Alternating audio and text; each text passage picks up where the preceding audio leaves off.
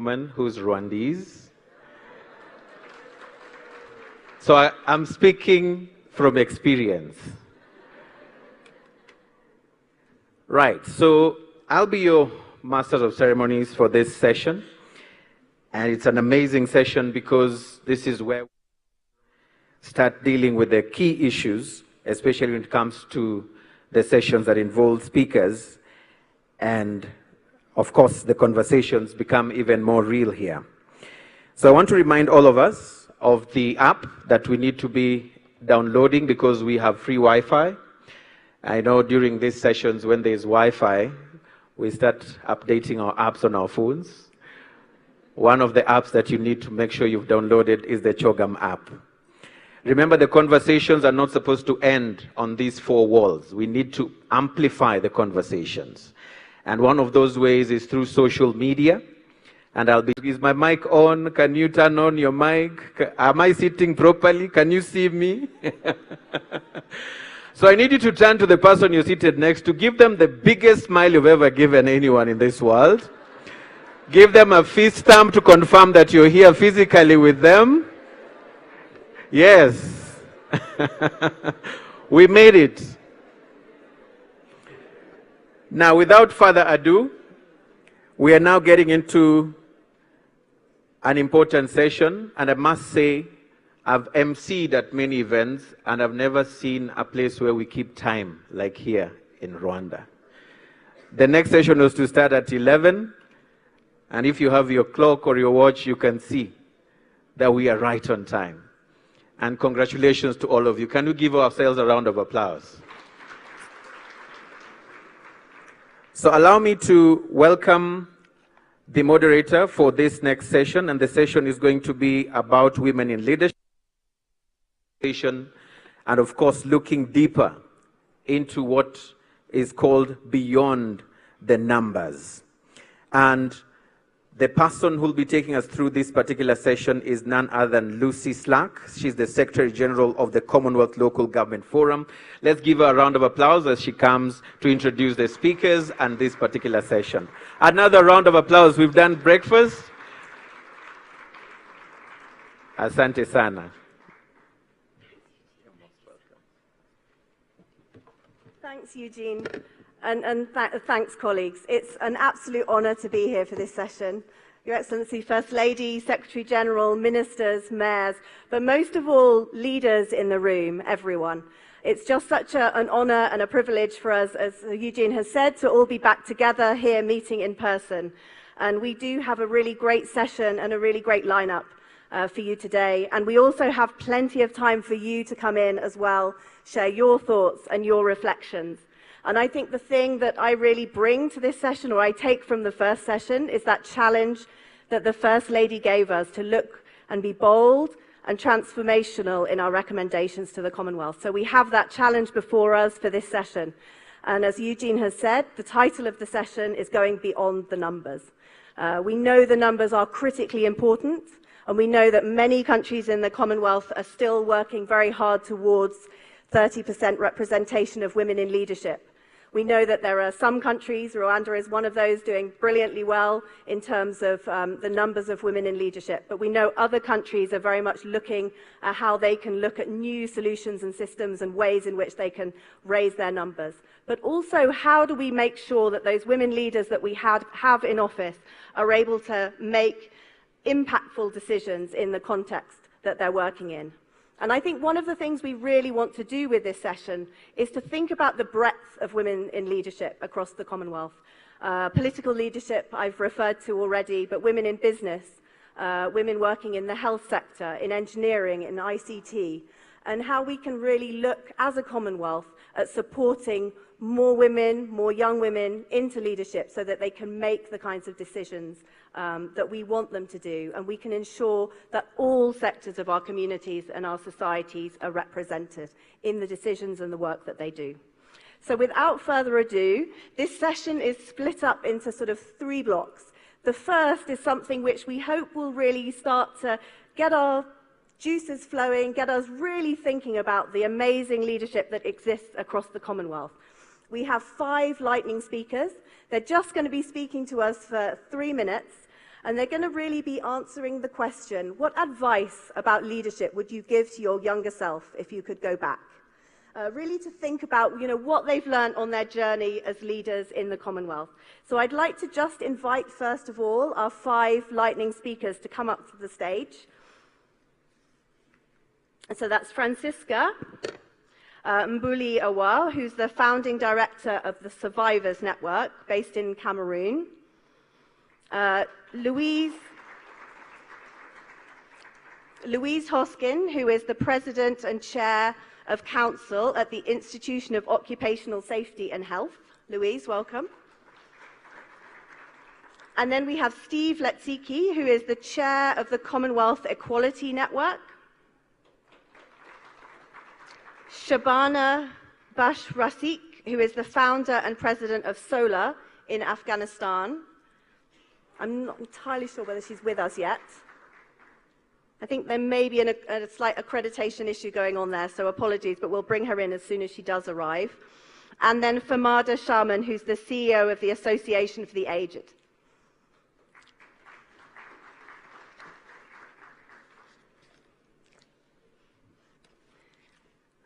Wonderful.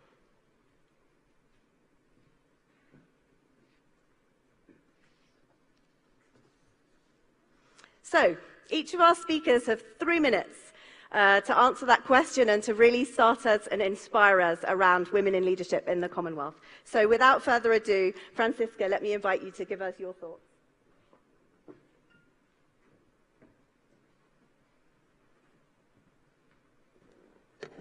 Thank you, Your Excellencies and dignitaries here present. I'm Francisca from Cameroon. One advice I'll give to my younger self concerning leadership is simple: be the leader, be the sole proprietor of your life. Be the one to make choices when it comes to your vocation, your education. I'm saying this because growing up in a community where your parents have to choose for you makes it difficult for me to go around before finally find my purpose in life. That's what I'm doing today. While I was growing up, my parents wanted me to go abroad and study and stay there. I actually was a well-disciplined young girl growing up. I accepted. I went there. I studied and I came back home. But it was not easy for me. Everybody was stigmatizing me, my friends, my community, and most importantly and particularly my immediate family. So I had to hit again to make them happy to travel to Kuwait, so that at least they're happy I'm going back abroad to stay there. But going back to Kuwait was the worst of it. Being cajoled and deceived into teaching English in Kuwait, I found myself into domestic servitude. I accepted I was already there. I want to make my family happy. But things were not really good, and miraculously I returned back home in one piece. And I found my purpose in life, which is what I've always wanted to do growing up as a young girl. My purpose in life that I found was to do what I'm doing presently, which is advocating for human trafficking, advocating against human trafficking. Not only that, but pushing in my community and my country for young girls to be, first and foremost, the ones that have a sole decision in what they want to be in future. And not only that, we have to make those choices because we are the ones that will live the life. Let no one decide for you. Though I finally mumble across different things, different countries, I finally found my purpose. Time factor is of essence. Had it been I made my choice and my parents respected my choice to do what I want to do back home, I think I could have been better than now. But fortunately, I still love what I'm doing, and from a personal judgment, I'm best at what I'm doing. Thank you.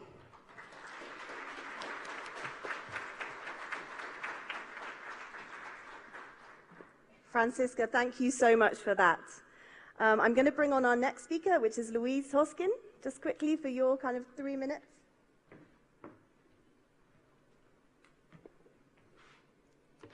Hi, and thank you. So I come from the UK, and I had a challenging start, as so many people probably in this room have. You know, I experienced unfairness when I was younger, but that gave me an internal drive for fairness and equity, which is at the very core of everything that I do now. I'm very pleased to be standing here in front of you today as an older and wiser Louise, and I'm the current president of the Institution of Occupational Safety and Health, and we represent nearly 50,000 members. 90% of these are Commonwealth members across 36 Commonwealth countries. So what would I say to my younger self? I would say in 2022, we will see women are still struggling to have a voice in the workplace, especially when it comes to safety, health, and their well-being. And keep going, because you have this. Because of those things that you struggled through, because of what you saw, you're going to make a difference. There are nearly 3 million work-related deaths which occur around the world, worldwide, and every single one of those is preventable. There are over 380,000 worldwide fatal accidents, and 2.4 million people die of occupational diseases. That's 2,423 accidents, and 153,846 people will die from disease during CWF. Women have been disproportionately affected by our crisis, and this has been exacerbated by climate change, fueled by a global pandemic. I'd say to my younger self, everything that you have gone through, everything that you have seen is going to make you an authentic leader. It's going to make you compassionate. It's going to give you empathy, which we have in spades as women. So I'm going to say to my younger self, you have this. You're confident enough. You're good enough. You're qualified enough. You know what you need to do. Just believe. Because you're going to work with others from around the world.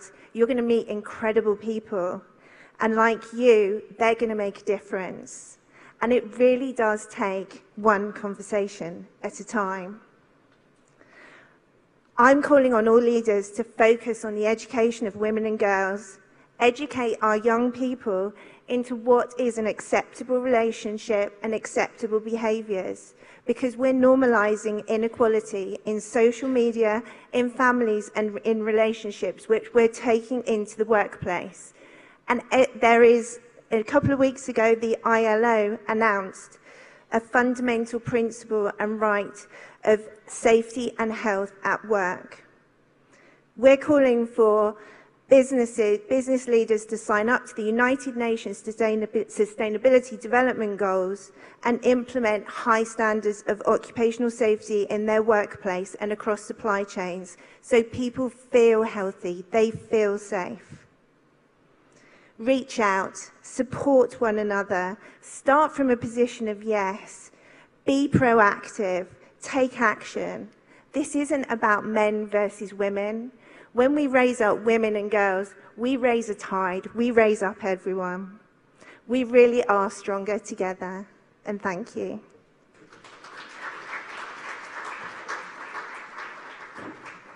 Thanks so much for that, Louise. And I think really important, to kind of remind ourselves that this isn't about men against women. This is very much about how we raise all of us towards gender equality across all of our societies. And it's something which we must do together. It's not something for just one gender to deal with. So thank you for that, Louise. I'm going to bring in our next speaker, who is... Fernanda Sharman, who is the CEO of the Association for the Aged. And I think the other speakers are going to come up from the floor. Please, over to you.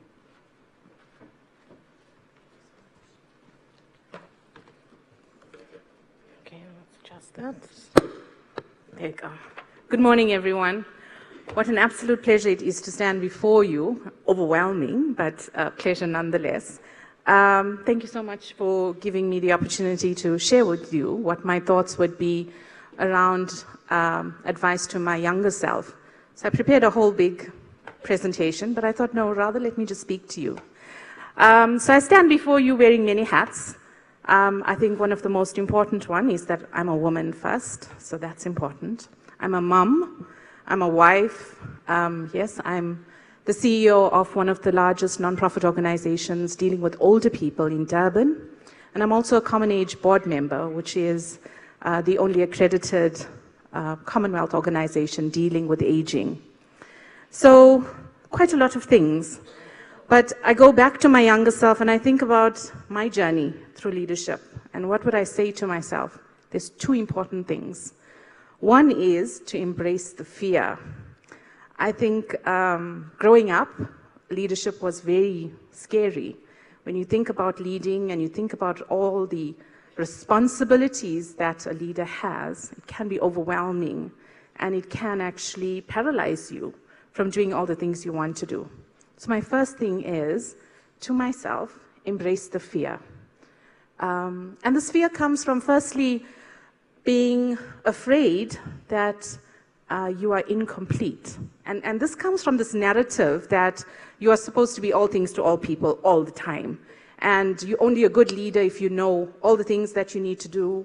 And you're only a good leader if you can access all the resources that you need to access. And we have this absolute fear that we're going to be found out, because sometimes we wing it. We don't know. We don't know how this is going to play out. So the first thing is to embrace that fear. And for things that you don't know, you will meet amazing people along your journey that will help you and that will show you and that will guide you and give you advice. So that's the first thing, embrace that fear. The second thing that I would say to my younger self, and this is very personal, is to embrace your narrative. So I'm of Indian origin. I'm from South Africa. So I grew up in apartheid South Africa. I know poverty. Growing up, not knowing where your next meal was going to come from, being embarrassed because you don't have a jersey to go to school. That's real for me. That's what I know. And I think as a leader for a long time, you don't embrace that. You feel fearful of it. You feel that people will judge you because of where you come from. But your narrative, in terms of where you come from, does not define where you are going. And I think that's so important. So that's something that I would say to my younger self. Embrace that narrative. Yes, I grew up in apartheid South Africa. We grew up in the Indian part, which was essentially a reservation for people of Indian origin. And so we grew up with an understanding that these are the parameters in terms of what you can achieve. These are the professions you must go into, and these are the things that you need to do, because we were socialized into believing that you have to conform. You have to do what is expected of you. But you break the barriers and you do what you need to do. I would say to my younger self, you will find the most amazing fulfillment working with older people. Now, that's not a narrative that was there when I was growing up. Working with older people was not sexy. You work with younger people, you work with animals. Those were the sexy professions. But working with older people, no. But I have found the most amazing fulfillment working in this field. And I would say to my younger self, take that, embrace all of that, because you will change the world. Thank you very much.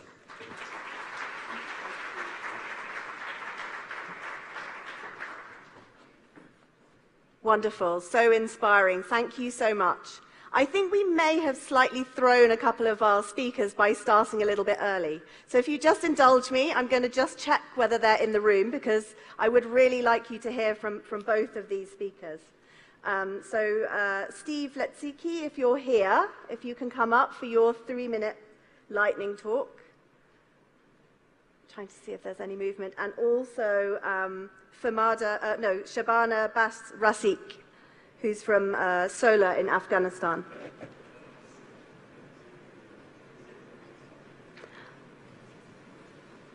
I'm not seeing them now, but I do have one other speaker that I want to bring up, and if I see them, I'll bring them up after this speaker.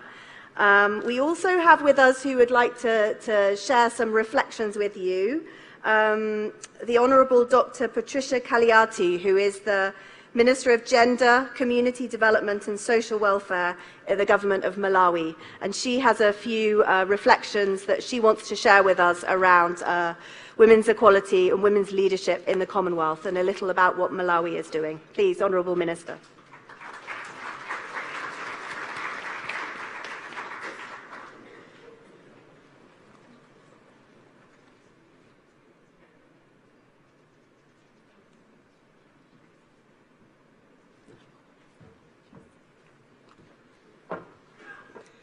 Your Excellency, the First Lady of Rwanda, and all my seniors present.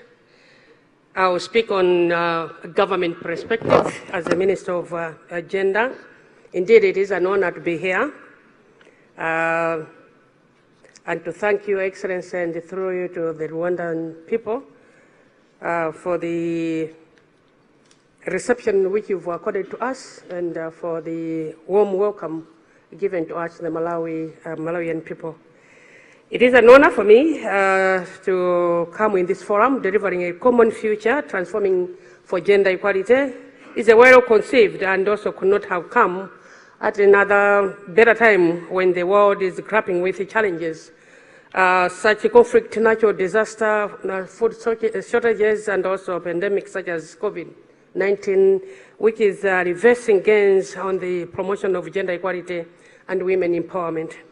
In order to advance the principle of inclusive and leaving no one behind to deliver a common future, the Malawi government is complying with the ratification of Convention on the Elimination of All Forms of Discrimination Against Women, the Maputo Protocol, and also the SADC Protocol on Gender and Development, among others, through legislation and policy focused on gender equality and the empowerment of all women and girls in socio-economic as well as political life. Your Excellencies, in this regard, the government of Malawi has enacted and also implemented laws that promote gender equality, such as the Gender Equality Act of 2013 and also which prohibits discrimination and harmful practices and sexual harassment in order to protect women's rights, the marriage, divorce, and family relations, and the trafficking in persons, the deceased estate, the wills and inheritance protection, child justice and also protection act, prevention of domestic violence act, among others. Your Excellencies and all my seniors, we are not leaving anyone behind, and we are also having a major engagement, the faith organizations. We work hand in hand with NGOs, whom we implement the legislation of gender equality. We thank His Excellency the President is promoting women as well. As I'm speaking, we have the Speaker, who is the Parliament. We have the Secretary to the Office of the President, who is a woman. We have Ombudsperson. We have the Director General of Anti-Corruption Bureau, who is a woman. We have also Executive Secretaries of the Human Rights Commission, who is a woman. We have the Clerks of Parliament. We have the Accountant General, who is a woman. And we're implementing the 46 seat under the Cabinet. And I am one of the women in Cabinet, and we are 41, and the men are 59. We are fighting to make sure that a number of women go into decision-making, especially when we are ending early marriages and promoting women to go to school, back to school. We are looking into also the long life education, that is the adult literacy programs. That education never ends on the up to 18, but it goes beyond. Even at 70 or 80, we need to educate our people. We have a number of challenges which we are facing. Indeed, the lack of legislated and voluntary gender gaps, the incidences of gender-based violences, which we are fighting with men and making sure that we implement the legislation and even arresting all those men who are harassing their women. Because as God created a woman, not from the back, the bone from the back, that women should be behind, not from the bone, from the palm that men should be slapping women anyhow, not from the bone, from the feet that women are supposed to be stepped on, but from the limb that we need to be doing side by side.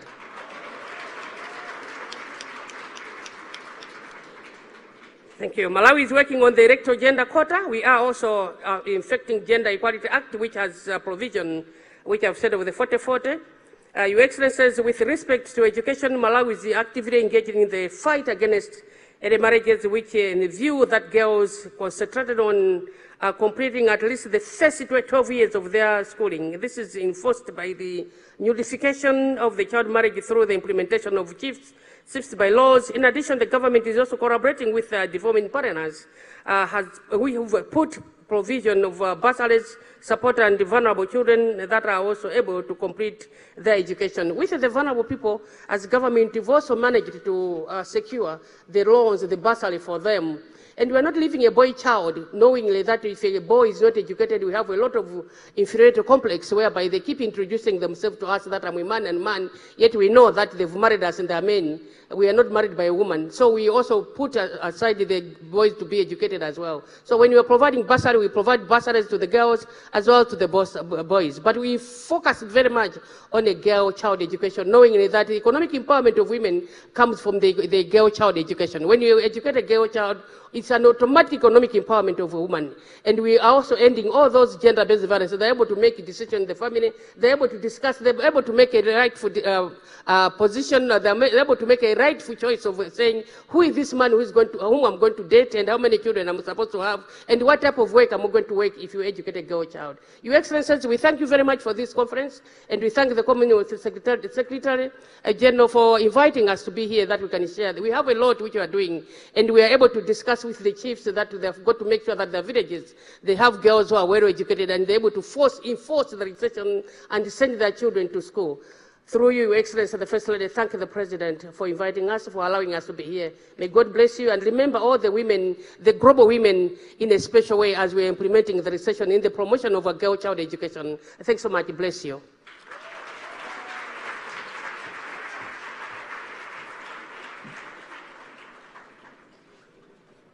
Wonderful. Thank you, Honourable Minister, for that. And I think for sort of making the really nice segue from our lightning speakers into the nuts and bolts and the realities of legislating and putting in place the kinds of ways in which we can make change happen. And I think one of the points, Honourable Minister, which you raised, which is always, I think, a really interesting one for us when we talk about gender equality, is actually seeing women in positions of leadership and how important it is to see it if we want our young women to believe that they can be it. And I think, you made that point incredibly eloquently. So I think that really segues us jolly nicely into this next panel. So what I'm going to do now is invite our panelists to come up to the stage. We have 5 panelists. If I start with Mrs. Cherie Blair, QC, and then Harriet Baldwin, MP, Honourable Thembi Nkadimeng from South Africa, and Margie Ensign. Anywhere you like, please take a seat. And our final speaker is, I just want to get the name correct, which is why I'm fussing with my papers, apologies. Shandana Gulzar Khan, who's joining us from Pakistan, and I will introduce everybody properly before we invite them to speak. So please, a big round of applause first for our panel. Welcome them to the stage. Let's make them feel very comfortable. And I'm now going to sit down as well with the panelists. Thank everybody for joining us. It's an incredibly rich room. Live people from all walks of leadership in the Commonwealth.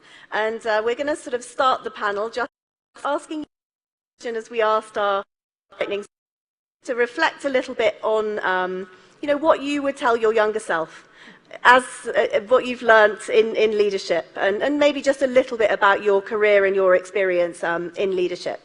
I'm going to start at this end, so maybe Harriet Baldwin, I'm going to start with you, if that's okay. Just a little reflection on what you would tell your younger self, and maybe a little introduction to yourself. Well, it's a great honour to be amongst this incredibly accomplished group of people, and thank you so much for involving me in this wonderful Women's Forum. And it's also a huge privilege to be back in Rwanda for my 4th visit, so always wonderful to return. And my name is Harriet Baldwin. I'm a Member of Parliament in the United Kingdom, and in David Cameron's government I was a Minister of Finance, and in Theresa May's government I was Defence Procurement Minister, and then a Foreign Office Minister, where I had the privilege of working in partnership with many Commonwealth countries, particularly in Africa. And before politics, into which I was a managing director at JP Morgan Investment Management, so I invested people's pensions. And just yourself would be quite astonished, I think, to meet me, because I don't think she anticipated that I would do all those things. I never considered going into the financial sector, and I never considered going into politics, so I think she would be quite astonished. But I have thoroughly enjoyed this path, and I think the advice that I would give my younger self is therefore to kind of aim high. Don't let people tell you you can't do things. I think about growing up in a family where I was the first girl ever to go to university, and I think about aim high in the context of education. So it's so important that we take the opportunities that education gives us and that we follow our education through as fast and as far as possible. I think that's the number one piece of advice. And don't listen to the low expectations that sometimes people will impose on you and your view of yourself. So aim high. The second thing I would say is accept that you will fail from time to time, that there will be occasions when you don't succeed in your path. You will get knocked back along the way. But pick yourself up, learn from those setbacks, and set yourself further on your path, and focus on the things that really matter in terms of your journey. And then the third thing, which I've learned in politics, is if you don't ask, you don't get. And so you just have to keep asking, and eventually you will get there. One of my big campaigns in the UK Parliament at the moment is that we still reserve 1/8 of the seats in our upper house for men only. Can you believe that? Through the hereditary peerages, it's basically 1/8 of the seats are men only. I'm going to get that changed in my lifetime. And in a parliament where we're only 1/3 women, I'm going to get to 50-50 parliament in the UK Parliament in my lifetime. And so you've got to aim for these things, and one of the things I've done on the backbench is to set up this international parliamentary network of people parliamentarians who campaign for an education for every child in this world. And please join me on that campaign as well. Thank you. Thanks, Harriet. And I think that issue of education is already coming through strongly from our lightning talks. I'm sure we're going to hear it from other panelists as well. I think that's something critical that the Commonwealth really does need to focus on. I'm going to move along our panel. I'm going to introduce Mrs. Cherie Blair. Welcome. It's really good to have you with us. I'm going to ask you the same question. I'm going to ask you just to reflect a little bit on what you would tell your former self, and I'm going to let you introduce yourself because I think it's a nice kind of way to give the kind of messages that you want to give. Please, over to you. Right, well, I'm Cherie Blair, and when I was 14, I told the girls in my grammar school that I was going to be the first woman Prime Minister. Well, of course, Margaret Thatcher beat me to that, but I did get to number 10 Downing Street. When I was listening to what Harriet was saying, what our earlier speakers were saying, the thing that struck me most of all was what came through was that everybody needs the ability to make their own choices about what is best for them. But the reality in the world, of course, is that for women and girls, so often, as we heard, those choices are made for them. And I often say I was so lucky to be born when I was in the second half of the 20th century, where I was in Western Europe, at a time when choices were opening up for girls like me. Sometimes people say to me, "Oh, Cherie, you've come so far from working class Liverpool. How, your mother and grandmother must be so proud of you." And yes, they were. But I also think, how far could they have gone if they'd had the choices that were open to me?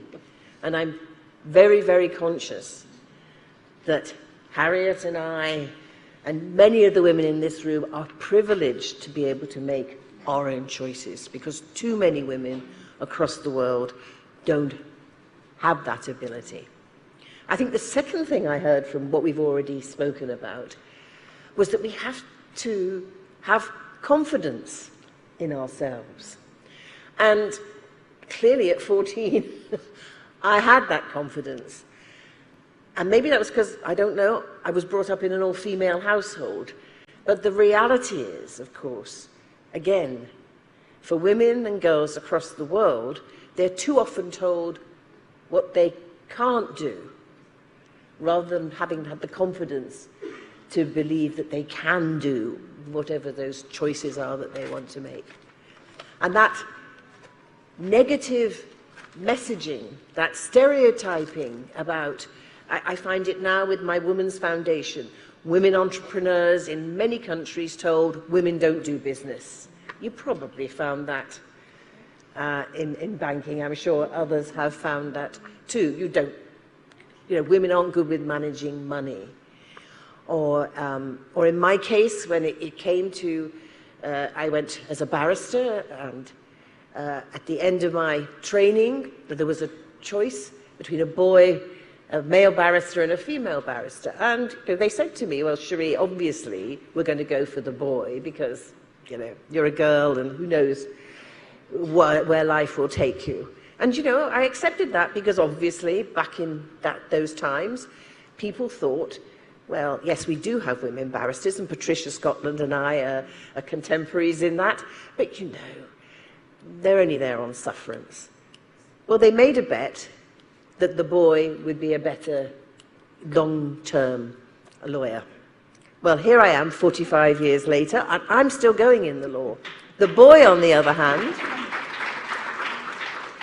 he left after 7 years and went and did something else. So those assumptions about who's the best bet were wrong.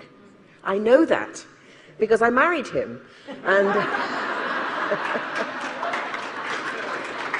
yeah, the boy was Tony Blair, and he had turned out to do something else, So don't let your confidence be undermined in the things that people tell you you can't do. And then my final message, I suppose, is about diversity. So obviously I had that knockback in my earlier career. I found somewhere else to take me, and I was so determined to prove that there was nothing that the men could do that I couldn't do too. That I pushed myself. I did ridiculous things. So they had to hospitalize me at the end with my first pregnancy, because they said, if you don't take some rest and stop running around to court, this baby is going to suffer. He's fine now. He's doing pretty well, in fact. And then, I didn't have much maternity leave, and I didn't ask for some support during my maternity leave. And then suddenly, when my daughter was born, I thought, this isn't working. Just because men lawyers do it this way doesn't mean it's the only way. Actually, we can do it differently. Sometimes we'll do it better. I'm not saying every time we'll do it better, but diversity is the key. It's about embracing the fact that you are a woman, that you are a woman of color, that you are a woman with a disability, that you are a woman of a different sexual orientation. Diversity is what we need in the world, and through diversity, through those different life experiences, we can do things in a much better way, which isn't just one size fits all. So let's make sure we get the choices. Let's feel confident in the choices that we make, and let's embrace the fact that we can be different, and that means that we can make a better contribution to the challenges, to solving the challenges which we undoubtedly have in this world. Thanks very much, Mrs. Blair. Thank you. Our next speaker is Honourable Thembi Nkadimeng from South Africa. Thembi, over to you. Thank you very much, Lucy, and good morning. I stand on the protocols, First Lady, and all our dignitaries. I'm a Deputy Minister of Traditional Government and Cooperative Governance in South Africa, the former President of SALGA, which is the South African Local Government Associations of Municipalities. I'm currently the Chairperson of the Commonwealth Women in Local Government Network. What would I say to the girl? Don't quit. Yeah. It looks easy, it looks glamorous, it looks doable, but hey girl, it's tough. But never look back. Secondly, I will say to her, don't forget the women of yesteryear. They were pathfinders. They were trailblazers. And very often, as we are at the table, we sometimes forget that they paved the way to the table.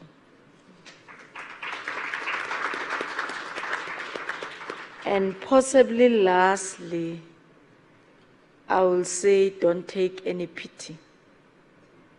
Well, that is if there's any pity anyway. But where I come from, there's very little of it. You get pushed as if you are a normal human being, of which you are. So men shove to the fore and forget that you're a woman. So you shove back. You push back. If there's no table, create another one. And you're possibly going to beat them because you're more organized. You're more naturalist by nature. Development is your middle name. If a municipality is not dysfunctional, you understand it's dysfunctional. You understand that I have to get water because I have to cook. So there's a purpose for you to get delivered. There's a purpose for you to make government functional. I think for others, it's just a side way. What are we having for dinner tonight? You have to make sure that it is even there. So for me, it's nobody will pity you. But at the end of the day, when you have been bruised by the world, what keeps the girl of today going is what May Albertina Sisulu said, one of the founding members of the Bantu Women's League in South Africa, one of the participants of the 1955 Women First big diversified rally to the then apartheid state, which had ran South Africa for over 300 years at the time, said, take stock. It is not about you. It is not for you. Make sure as you rise the following day, carry someone, carry another woman with you, and the battle will be better. I think it will be confusing to her, but that's what I will say to her. Thank you. Thank you so much for that. I'm going to bring in our next panelist. I'm going to ask her the same question. Dr. Ensign from the American University of Nigeria. Please, over to you. A little reflection on what you would tell your former self, and then just tell us a little bit about your work and your work in leadership and women's leadership. Thank you so much. It's such an honor to be with all of you, Your Excellency, and to be with these incredible women on the panel. I'm not sure how much I can add. I've been the president of the American University of Nigeria, which is located in northeast Nigeria, and we've been in a state of emergency most of the time that I've been the president there, the last 8 years. And it's a reminder every day that we must fight every day for young people who don't have what we have, who don't have the privileges. I live in a part of the world where there are more children out of school than any other part of the world. And we can't make progress as a country, as a society, as a world, unless we make sure those children are in school.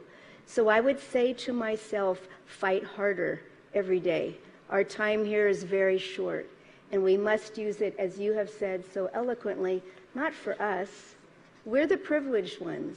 right? No matter what hardship we've had, we have made it to a point. So work for those who are not part of the system and won't be unless they have advocates and they have mentors and they have people who fight every day to make them part of the system and to make sure they have an education, because that's the pathway to whom we all are. So thank you.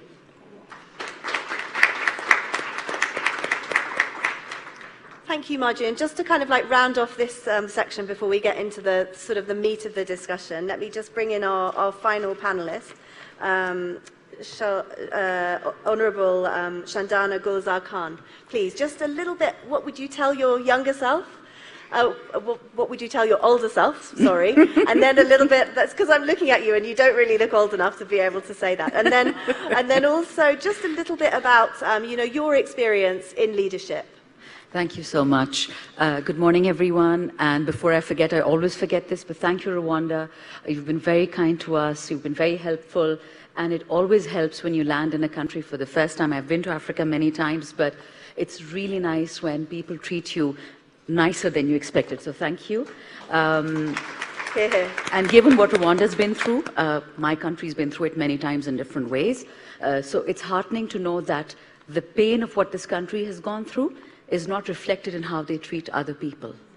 And so that's incredible. At present, I'm in a funny position. I have resigned from my post as Member of Parliament, but the current Speaker and the Chief Election Commissioner refuses to accept my resignation because they don't want to trigger an election. So I can safely say I'm still the chair of the Commonwealth Women Parliamentarians, an honor. Thank you for the age comment. I will be 50 in 3 years' time, so I'm pretty old for the part of the world that I come from. Just good genes so far, thank God. In terms of what would I tell my younger or older self, it's just one thing. And it's not a lesson that I learned, it's a lesson that I learn every day, and it's still hard. And that is trust. I don't trust anyone, especially men. No offense to you, Stephen, the Secretary General of our CPA. I don't trust, because where I grew up, when I grew up, and how I grew up, it was not a woman who pushed me to achieve or be my best, whatever that may be. It was my father. And I found that, funnily enough, at the time I thought he's being a bully. He forced me to go to school, he forced me to go to college, he forced me to get a job, he forced me to take off my veil. And was I angry? I cried for 3 weeks. I said, this is typical male patriarchy telling me what to do. And he said, no, this is not about you. And that is where my trust came in. Men are supposed to be the enemy, right? Given the circumstances, what I faced in our country. I'm from one of the most conservative parts of Pakistan, the north. My village is about 45 minutes away from Afghanistan border. And he said that if there's going to be a transformation for women, if there's going to be a transformation for equality, it has to start with my daughter. I cannot tell other people's daughters and women, leave the veil, leave the burqa, and just get out there. It has to be by example. We don't force, we invite. And thank God for him and his far-sightedness. Today in my village, although I'm the first girl from my school who went to my village who went to school, we have doctors, we have engineers, we have healthcare workers. And even today, where trust is concerned, I have to remind myself that there is good in the world. We just have to seek it. And we have to trust ourselves as well to know that we will find it. So that's my message. Thank you. Wonderful, thank you. And it's interesting that you kind of cite, the influence of your father, because I think, that we so often hear how influential fathers can be, particularly fathers in all-girl households, in terms of really being the lever that makes the change and makes that happen. So I think for all the men in the audience, I think that's a really valid kind of message to be taking home to all of our countries around the Commonwealth. And I think one of the things that we really want to look at in this session is really how we can deepen the kind of leadership that women are engaged in, and really ensure that women leadership is delivering, that leadership is delivering, not just women's leadership is delivering, but that leadership is delivering, and that by having more women in leadership, we're really changing and making better the kinds of decisions that we're taking in all walks of life. And you as a panel really reflect the different walks of life that we've talked about, and obviously our previous lightning speakers as well. So I suppose now we're getting a little bit into the more kind of challenging issues, which is what are the things that we really need to change? What do we need to do differently? And what kind of levers and tools can we use to do that? So I'm actually going to start now at the other end. Shandan, I'm going to come back to you, and I'm going to ask you a question kind of linked to this, really, which is what needs to be done at a kind of legislative and a political level in your kind of view and your experience? And I know as kind of the president of the Women's Parliamentary Association, you'll obviously speak about Pakistan, but you can probably speak a bit more broadly on some of these issues as well. What needs to happen at the legislative and political level to ensure more meaningful women's leadership within politics, but also within industry and other areas of society? Please. Thank you so much. I was wondering, how much time do I have for this response? Well, about 5 minutes, I think, because we're very lucky we started early, so we've got the luxury of a little bit of time. I realise it's a big question for a short period of time. It is, but I'll try to be brief. Thank you. So there's two things.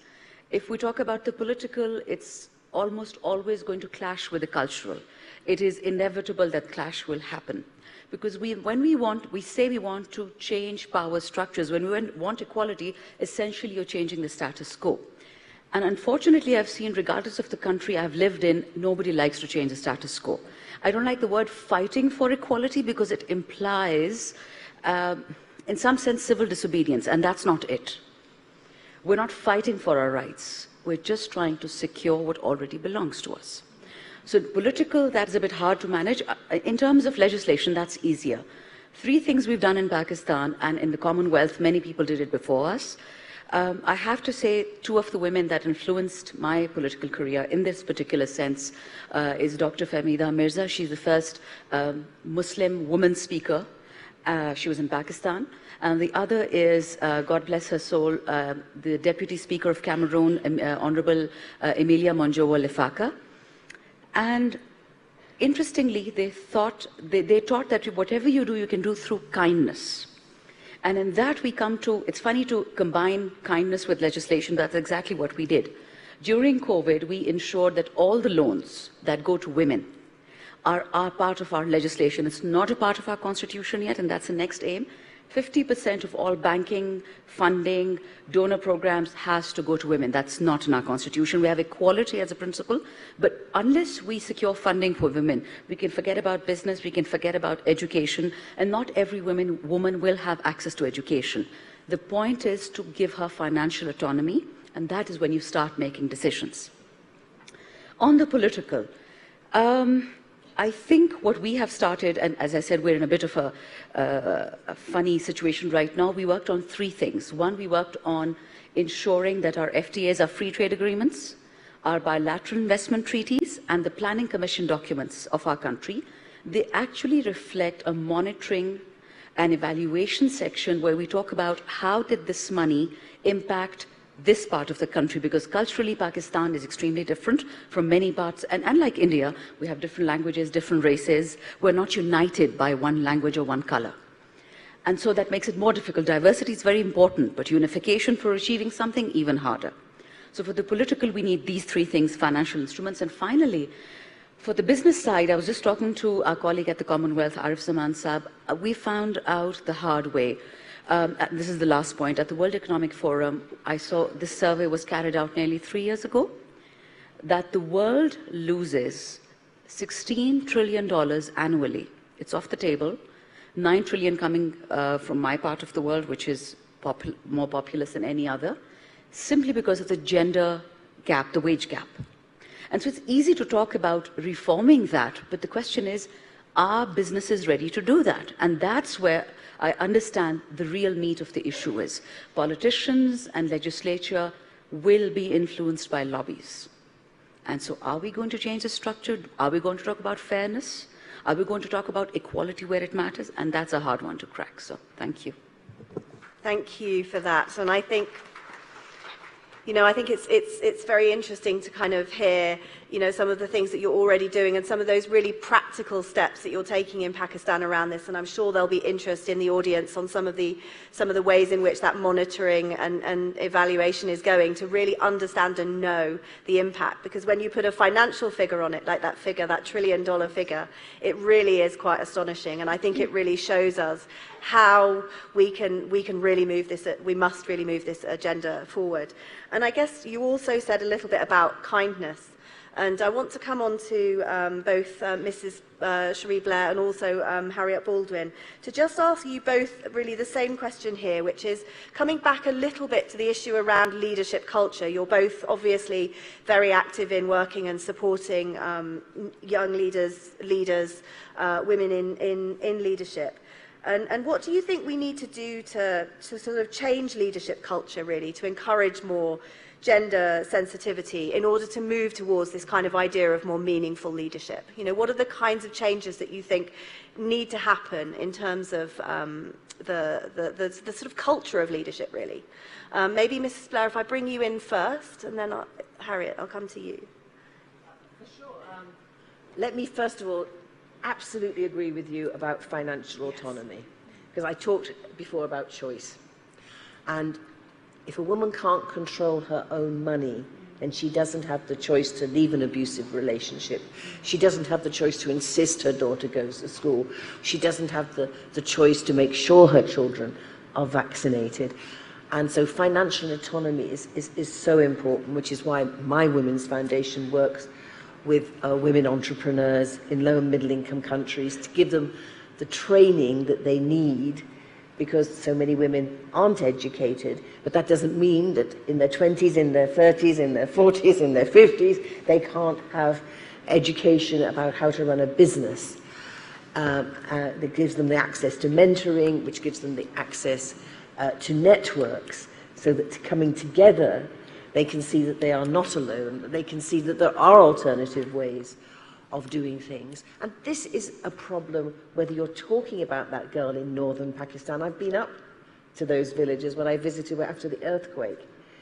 And I saw the women sitting in one part of when they came to see me, and the men in the other. And I also saw that when the Pakistan government wanted to help them rebuild their societies, they did one training course which was about electricians, training them to be electricians. They thought that course was for men. Guess what? Half the people who signed up for that course were women. And when they said, why did this happen? Because the army had organized it and they were a little puzzled. The women said, in our society, we can't, now that we've lost our husbands, have men come into our house and mend our iron or whatever it is.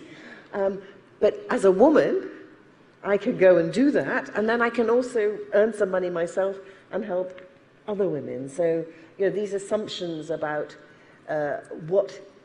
whatever it is, what a leader looks like, what an electrician looks like, what a lawyer looks like, what a politician looks like, by seeing that there's an alternative, it makes such a difference. And I think this happens as I say, in Pakistan. It also happens in the UK, where we still have so few women CEOs in our businesses. We don't have enough women in Parliament, unlike Rwanda. When you look at, if you ask about giving women a financial autonomy, if you want $10 and you want microfinance, you'll probably get it. But if you want $50,000 because you've got a small business that's employing other people, wants to go further, it's so difficult, because banks have views about women. They say things like, women don't understand money. What does your husband think about this? Time and time again, the women we work with tell us that. And also there are laws about who's a good value for giving loans to, often based on who owns property. And many laws stop women owning property, or their own inheritance laws give the daughters less than the sons. We can change those if we work on it.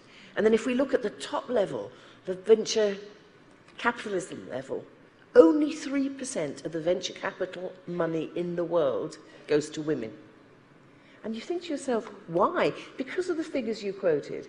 We know that actually the world would be better off if women had the chance to contribute to the economy equally with men. Those figures aren't fictitious. Those figures come out year after year after year, and yet these really clever people, apparently, who invest in the best businesses that are going to lead us, to a better tomorrow, only 3% go to women. That's an accounting error. And that's why, in fact, when we look at things, you have to, in the end, force the issue. And which is why I'm in favour, to take one concrete example, of quotas. I don't see it as a long-term solution, but it is a short-term fix that gives a shot in an arm and accelerates the opportunities for women. We've seen it absolutely illustrated here in Rwanda. We've seen it in our country with things like the 30% Club. We're seeing it now in Europe with the European Commission requiring now 40% of women on boards. But it's not enough to have a token woman in these high-up positions. It has to permeate from the very bottom of an organisation to the top. So quotas help, but changing the culture takes time. And what I've found is that for many women, when they find that the culture isn't suiting them at the workplace, their solution is to go and do it for themselves. That's why women's entrepreneurship is so important, because then you can actually create the kind of business structures that you want to see, that you wished you'd seen in your other businesses. And I'm sure you wished to see in Morgan Stanley, that you wished to see in Pakistan, that you wished to see in South Africa. And so sisters really do it for themselves when they set up their own businesses, and we need to support that, and we need to make it easier for women to get access at whatever level it is to that financial capital that enables them to make those choices that will change the world. Thank you. And I guess financial access to finance is also really critical in terms of standing for political leadership. And I wonder whether, Harriet, you might want to reflect when you sort of answer that same question a little bit also on how important that is to politicians around the world. Absolutely. And the world recently lost a very great woman, the first US female Secretary of State, Madeleine Albright. And she, of course, had the famous phrase that there's a special place in hell for women who do not help other women. And I know that she will be in heaven, because she was an amazing inspiration. And I think the role of leadership and role models, whether it's we've enjoyed 70 years of having a female head of state in the UK with Her Majesty the Queen reaching 70 years on the throne, but we've also had in the last 50 years or so 2 female prime ministers. Cherie didn't quite get there, but she got to number 10, and absolutely there have been these female role models. One of the funniest remarks that I have heard former Prime Minister Theresa May make was she met a young girl who said, "Can men be Prime Minister?" and that's how important role models are, because it does make people realise what the possible is. But I also think that it's wonderful when men are part of that journey. And in fact, it's crucial when men are part of that journey. And I always found myself that the best feminists are men with daughters. And when I was a Treasury Minister, I wanted to do something for women in the financial services sector, because it's the highest paid sector in our country. We know how important finance is, and yet very few women in it, making it into leadership positions, making it into the highest paid roles. The gender pay gap is the widest in any sector in the UK. And so we brainstormed what we could do about it. And I worked with Mark Carney, who many of you will know from when he was Governor of the Bank of England and now UN and Prime Minister Climate Envoy, very involved in climate finance. And he has 5 daughters. And so he was a fantastic ally in establishing something called the Women in Finance Charter, which I'm glad to say has gone on to greater things and set an aspiration for the boards of all the financial services companies in the UK to aim to have 30% of their senior leadership be female. And there was the 30% Club that did the same for boards. But 30% is not good enough, is it? No, we're at 30% parliamentarians now, 33% I think it is. Not good enough. We need to aim to get to 50-50. Where Cherie and I will differ is that I'm not in favour of quotas myself. I think the targets and goals and aspirations are equally important and often get buy-in from wider sector. You don't want to exclude men. I think you've got to work with men, and I found that working with men with daughters has been particularly effective. But it goes back to the point I was making at the beginning, which is it's all about education. Until all of us in this room make sure that every boy and girl in our countries gets that educational opportunity, we will leave that $16 trillion of economic expansion on the table. We will have far too few women making it into the higher echelons of education, and let's all commit today to changing that. Thank you. Thank you. So we've talked about education, we've talked a lot about legislation and policy. What are the other kind of ways in which we can really see change in terms of getting, first, more women into leadership positions, but also ensuring that they're in positions to be able to make meaningful decisions once they're there? So I'm going to come to our final two speakers to reflect on this. So I'm going to come first to you, Honourable Nkadimeng, just quickly, just reflecting on some of those other drivers for change. Well, thank you very much, Lucy, once more. I think supporting institutions that are supposed to develop and produce quality women leadership is one key thing, which often, because we focus on legislation and quotas, we seem to leave behind.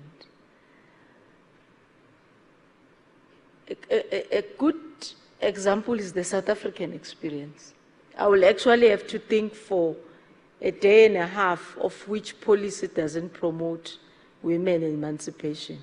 Nothing. 50-50 we got in all spheres of government. In fact, it blinded us.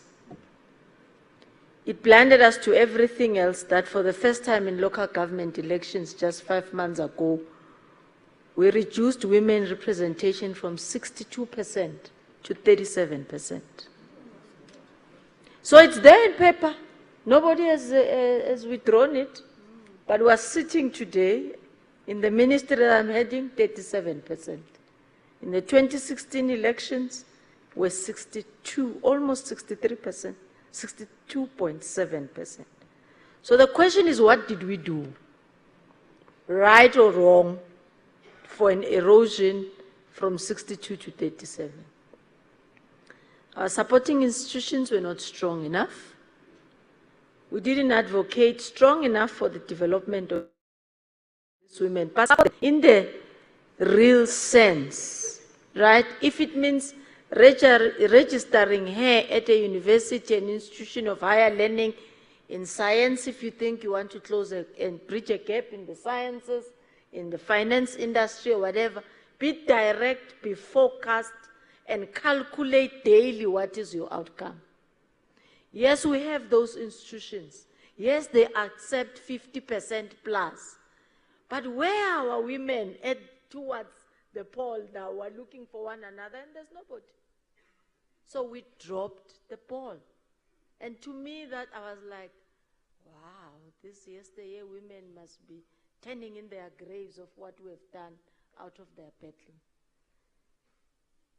But honestly, what is support for a woman in leadership? And I do wish sometime when we get an opportunity as women, we've got to be real and practical. I'm certain here if there's a woman who's expecting, there's not even a designated parking area for her. And she can't walk to this room. Hey, there's nobody who even aided her to come here.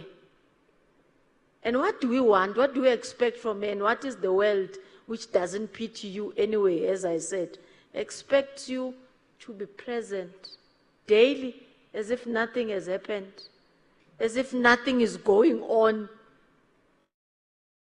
in your life, a life-changing situation that you are facing. But our systems, if it's there in a policy, it's there, no one even cares. If that designated parking area, it's there, if myself not friendly, we expect, and there won't be anybody who say such small things. If we leave them, they then become exponential. They go into bigger areas, and at the end of the day, we see them not covered. What do we learn through from implementing projects? We are good at piloting as women, and really I do clap hands for us because I appreciate them.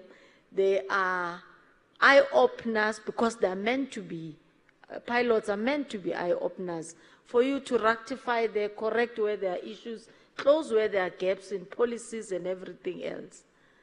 But when we don't launch hard, and I think those are the salient issues that I think needs to be panel-beated into our story, and we should fly high.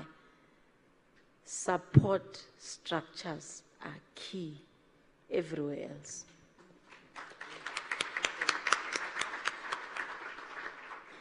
Thank you. And Dr. Ensign, let me ask you the same question. What are the other drivers that we can use and really kind of bring into play in terms of supporting more women into meaningful positions in leadership?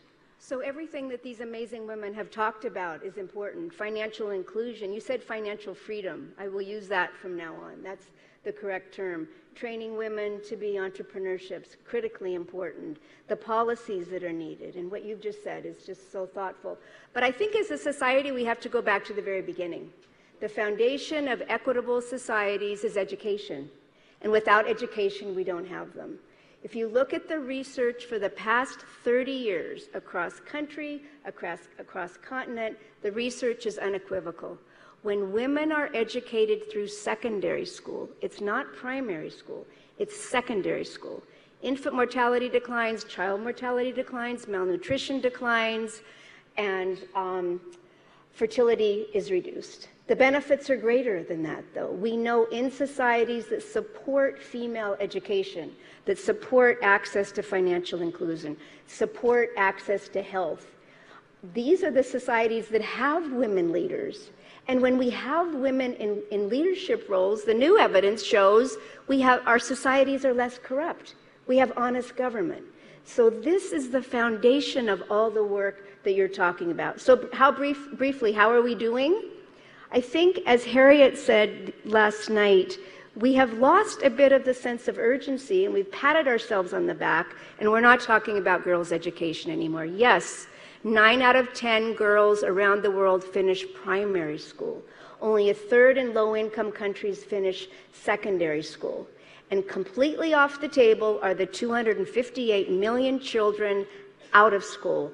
100 million of them are girls who should be in secondary education. We have so many of them in the region where I live. It's astonishing. So one thing we need to do is focus on education again. Let's make this a priority. Number 2, let's quit talking about enrollment. Enrollment doesn't tell us anything. It tells us if you're sitting in a desk. Let's focus on learning. Let's ask governments to get rid of the enrollment data and start focusing on learning. And I think that's critically important. And finally, the data is critically important, but as humans, we live through stories. So let me just end with a story.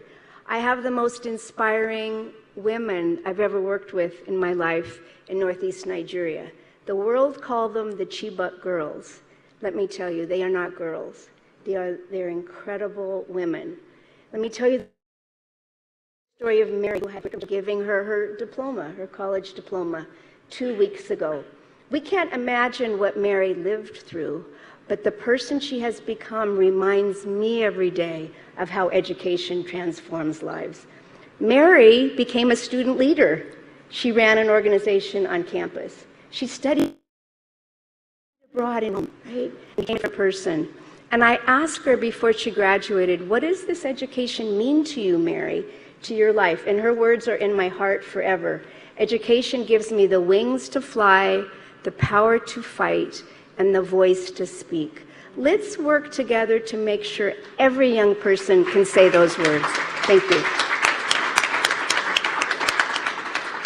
Thank you so much for that. And actually, what a really appropriate moment for us to turn it over to the audience, because I think what we're not interested in doing at this event is just hearing from our panelists, although I will say a big round of applause, they have been amazing. I think it's also really important that we hear from you, and that particularly we hear reflections you may have, your views on how we really move and how we really move the dial on meaningful leadership. And other reflections and comments that you may have. And if you want to also ask a question for a little bit more information from any of our individual panelists, please do feel free to do that. So without further ado, I think we have a roving microphone in the audience. If anyone would like to come in with any questions or comments at this point, please do.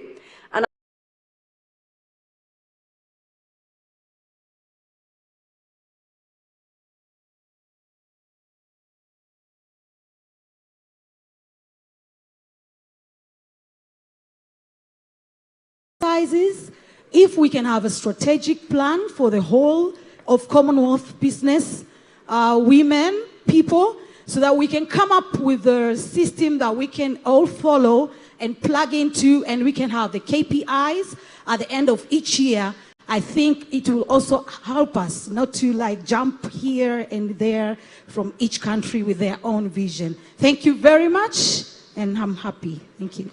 Thank you for that.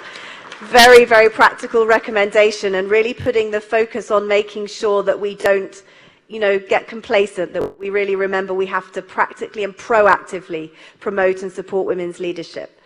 Yes, a colleague over on the left-hand side in the blue, please. Thank you very much. My name is Doreen Sioka from Namibia, Minister of Gender. Underline gender equality, poverty eradication, and social welfare. So what I wanted to comment on is just an advice, maybe one solution to the issue of empowerment of women in decision making. I'll give the example of Namibia. What I did when I was given the portfolio in 2010. 2012, what I did was to request my political party to amend their constitution. Top 4, that includes the president, the vice president, the secretary general, and deputy secretary general. We have to make sure that 50-50 applies there when we amended the constitution. So right now, we had president is a man, vice president is a woman, and also secretary general is a woman, deputy secretary was a man, even though he left us, and may his soul rest in peace. There were 4 of them. So 50-50 applied. We amended the constitution. Then later on, what we did, wherever any provision, wherever there are 3 people, we have to make sure there's a woman in the constitution.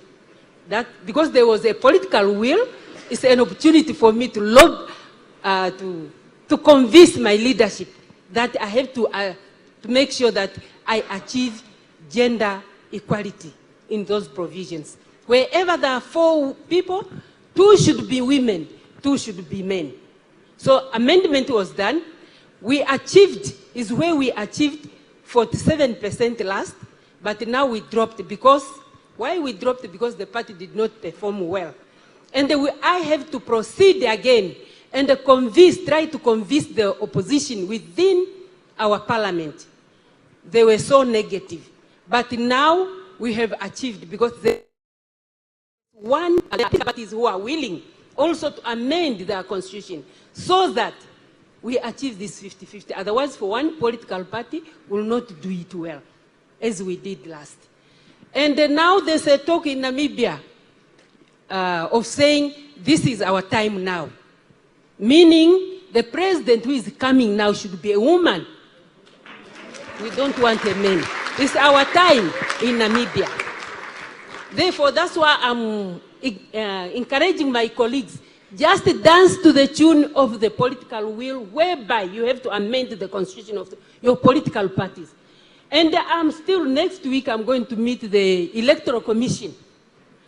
If these people are not going to comply with the amendment of the constitution, Electoral Commission also we have to amend the Electoral Act, that whenever we present our list, they should be 50-50, zebra list. Thus, I'm entitled to the name zebra list. Yes, because I said I don't want this quota system because it's on a mess of somebody. All I need is zebra list in our constitution. Whenever we present our list, it has to show that zebra list. Men, woman. Yeah. So that is the other way, maybe how we will achieve. I know Namibia is not, we have achieved on education, obviously after Beijing plus platform for action. We achieved the girls are the majority, both in secondary education and university level. Girls are leading more than men. But now we have seen it that we have done it wrongly. We have to baba a boy child also, so that education, as my colleague have said there, is the only key to success. Is the only key. I think with these few remarks, thank you very much. Let me acknowledge my seniors I have left out. My sister, the First Lady, and my sister, Patricia Scotland. I acknowledge you. Thank you very much. We talk much about you in Namibia.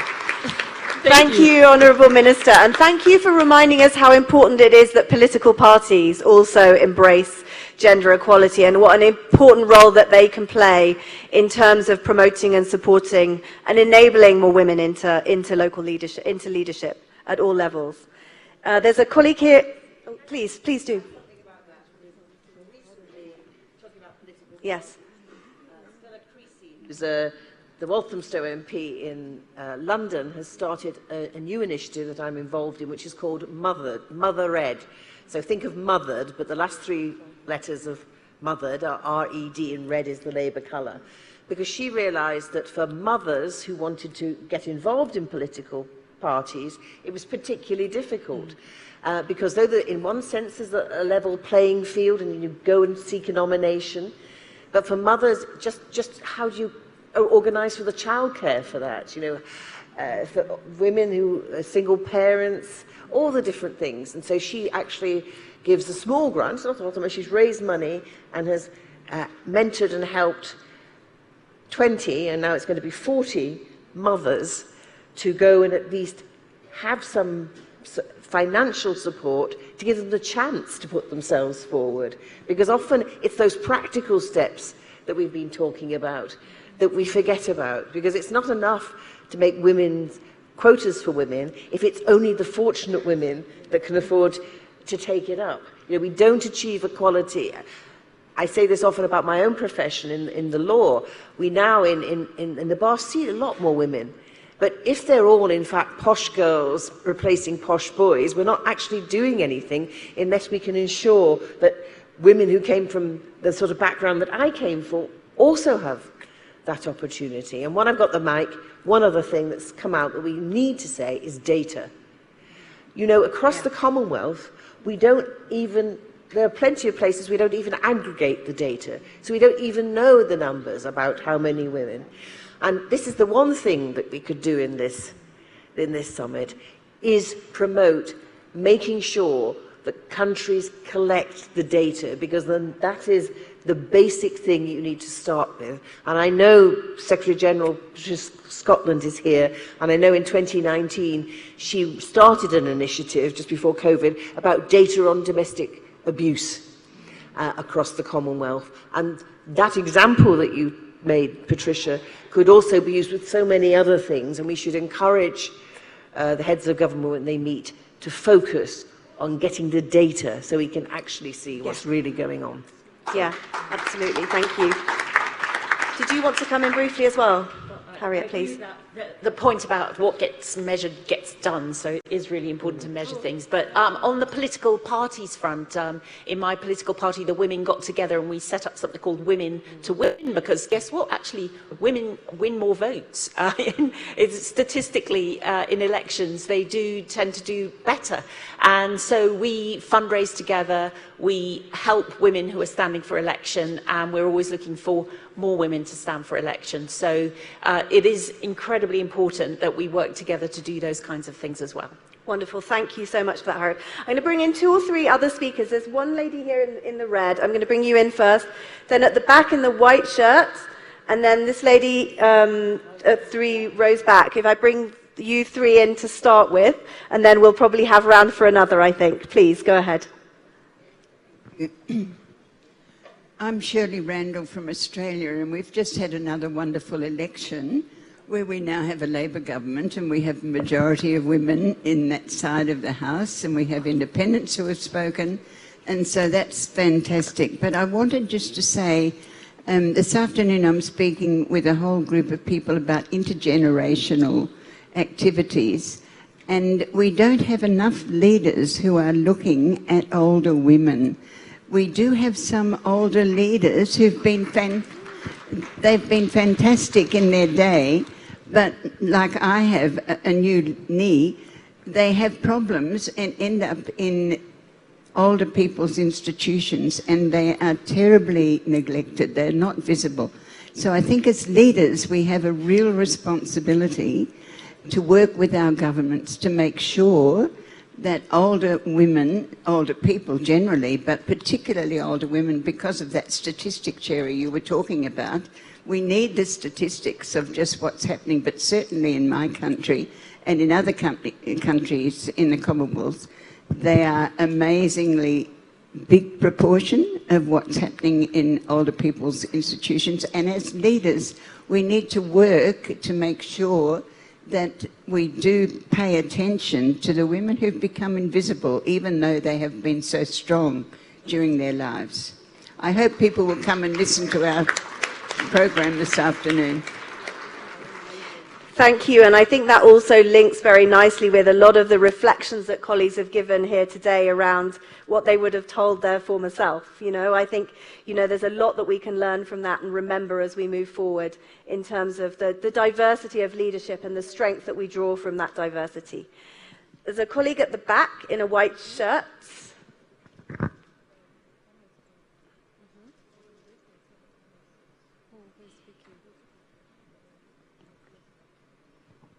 Thank you very much. I'm Alim Susan from National Organization of Trade Unions in Uganda. I'm a school teacher, and I would like to say that from the presentations made, I am honored to be here. In your discussions, I did realize you made comments on the wage gap and in relation to the gender gap. Why do I rise? I really need us to appreciate that we women seated in here, I, for example, left school to come and attend this women's forum, but also to let you know that we women spend most of our time, productive time at work. It is so important for us to appreciate as Commonwealth and therefore heads of states that the woman spends most of her time at work, and then when she gets back home, she has that. It's good we have plans of financial inclusion, but also the world of work itself. We've had the political will. In Uganda, I think we've made one of the largest strides. We are having a second vice president female, a second speaker of parliament female. We've had a female general, what I would call a high-ranking officer in the UPDF. But when it gets to the world of work, where are we? Where are we? We've had the CEOs, the stone is not turning. Where are we? And why do I therefore rise to say this? Because in your own presentations, my lady colleagues, you did mention women challenges, especially in the world of work. I've gone for financial assistance in the banks. Indeed, the banks don't trust the women. The banks don't trust the women. You still have to get accreditation from your husband. When are we turning that? Can't I make that financial decision? Do I need an approval from my husband? I need that question answered because you made mention of it, especially I should say I admire Sherry. I should say that. When are we going to turn that stone? When is that woman in the market selling tomatoes and onions going to make that decision? When are those conditions changing? Ladies and gentlemen, the world of work is different.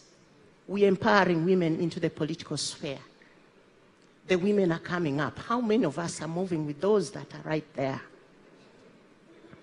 How many of us are moving with the nurses that are in the hospitals? How many of us are moving with high school teachers like me? How many? Let's take it. How many of us are moving with the farm plantation women? Let's take it. It's not a platform of sitting and talking, yet the real woman is down there. I would like to say this with due respect to my authorities, that until we pay attention to that woman on the ground, I rest my case. Thank you. I want to bring in the lady at the back in the white t-shirt. Yes, please. There was a problem with the mic originally, so you didn't hear her. Please go ahead. Thank you very much. My name is Mami Abusumtre, and I am here with WHO, working on Cervical Cancer Elimination Initiative. And I'm really moved by today's discussions that we're having, especially since I do have a personal experience. And I would like to acknowledge the presence of Her Excellency, the First Lady of Rwanda, Your Excellency Jeannette Kagame. 4 years ago, I applied for a job.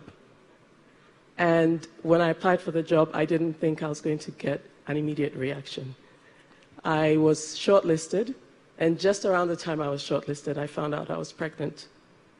So I was caught in the dilemma of, do I go ahead with this job opportunity?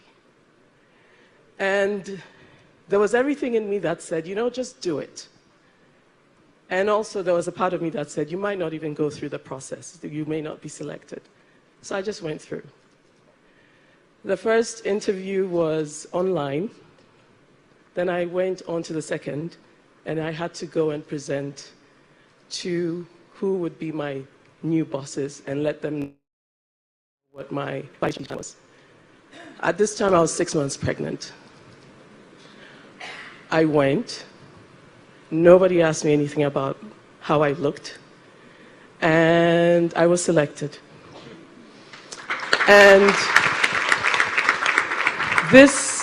we have talked about women paving the way for women to go into leadership positions. And it was through this experience I became the executive secretary for the Organization of African First Ladies for Women, for Development of Africa. And this is OFLAD. Your Excellency Jeannette Kagame, she's an active member of that organization. And we have 46 other African First Ladies who, in their own right, are able to make way for women. And I experienced this firsthand. And it was very interesting because when I had my son, who's now 4, out of nowhere, the First Ladies were sending messages and asking me how my son was doing. And they fondly call him the OFLAD baby. I think it's important to share this because as we go ahead, we really need to look at how we're going to also help women coming up. And the First Ladies have, in their own way, found unconventional ways to break those barriers that exist for us every day. And I just want to say thank you, and would like to add this to encourage everyone to use the path that they have and opportunities that they have to afford other women opportunities as well. Thank you. Thank you for that, and thank you for really emphasizing, the power of that networking. And I think if the Commonwealth is one thing, it is a giant network. And there's such a lot of scope to use the different networks within the Commonwealth to promote many of these key issues and to support women in leadership. I've got a colleague at the front in the orange, please. I'm going to go to you first. Having started really early with lots of time, now we're running very quickly to the end, which is always the way. I am going to bring you in again, panelists, though, please. Thank you very much. Please.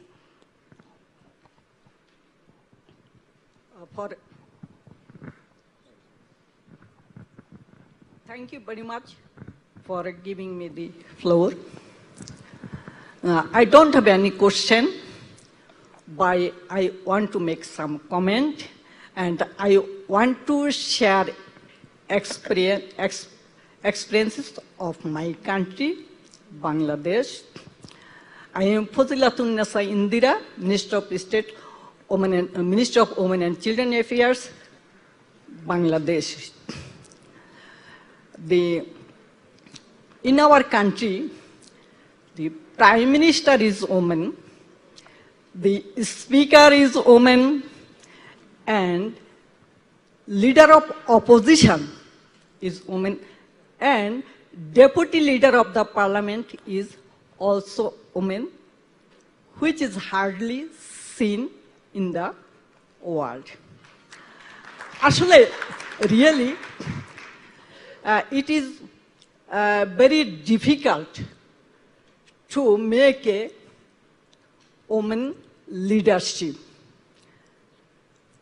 Women leadership or women empowerment, whatever you say, it will first come from the family. Because family is the first institution to make leadership for their daughters or their sisters, and as well as empowerment also. In Bangladesh, total number of women parliamentarians are 74. Of these, 15 parliamentarians are women from reserved seat. 20,000 women are elected from local government election. Here, lots of problems were identified and discussed. I will say some of the problems. One of the most important problems is socio-cultural barriers for becoming women leadership. And another problem is there is no much awareness about women leadership and how people will be benefited from women leadership. Actually, women are very much sincere and they are honest. They perform their work sincerely and honestly. If we look at the word women leader or head of the government of the state, we will see that where the women are the head of the state or head of the political party, actually they run their state properly and their political party also run properly, and they are the woman-friendly head of the state and woman-friendly political party. In our country, the largest political party is Bangladesh Awami League, headed by our Honorable Prime Minister Sheikh Hasina. And we have the provision to include 33% of the women in each level of committee. And it is already ensured representation of the People Order 1972. Thank you very much. And if you give me just a minute, I can also mention about other leadership of the women. In our country, secretaries are women. The high officials are also working in the defense. Even in the even peacekeeping mission, our women defense are working. And another important issue is that regarding economic empowerment of the women, 4 million women are working in the RMG industrial section, which is the biggest export earning sector in our country. In addition, Bangladesh's women are working abroad, and they are the bread winner of their family, and they are the agent of change maker of the community and the country. Thank you very much. Thank you for that, and thank you for raising those really critically important points. I know that there are still lots of hands in the room. I'm going to take two. The lady directly ahead of me, and this lady just here, yes. And I'm going to take one more from over here because I've been very slack at not doing that. Right at the very back on the right-hand side. And then I'm going to bring in my panelists. So I really would implore you to be really smart and quick with your comments, and then I'm going to bring in our Secretary General. Thank you very much, Please. Madam Moderator. Your Excellency, Madam the First Lady of Rwanda seated, Madam Secretary General of the Commonwealth Secretariat. My name is Janet Kem. I'm the UN Women Representative in Rwanda. Thank you. I just want to add my voice to all what has been said, to say all, listening to all the discussions. One great thing we can do as women leaders is to understand the feminist leadership principles. Know them, use them, make our institutions accountable on these principles. They are just simple principles. The first is knowing ourselves, self-awareness. The second is self-care and caring for others. We've talked about that. The third is to dismantle bias. We've talked about stereotypes, bias, discrimination. The fourth is to ensure inclusion. And we come down to sharing of power. Sharing amongst ourselves with youths, with elderly women, with men, we can share power. Then we come down to responsible and transparent leadership, especially as we are talking about inclusion and accountability. So I will end on that just to say we can round up all of this by making leadership feminine, responsive, and responsible, and making sure that we know those principles and we hold institutions accountable. And I will not end without saying one thing, bringing men on board. Fathers, empower your daughters. Daughters that are empowered by their fathers become good and strong leaders. Thank you. Thank you. Thank you. I have two quick ones from the middle. The lady there with the black shirt right at the back, and then the lady here with the, yes, big earrings is the thing I'm going to see. And then the final one is the hand literally on the, almost on the back row. And I really apologize for those not coming in. And please keep it snappy. Hello? Yes, we can hear you.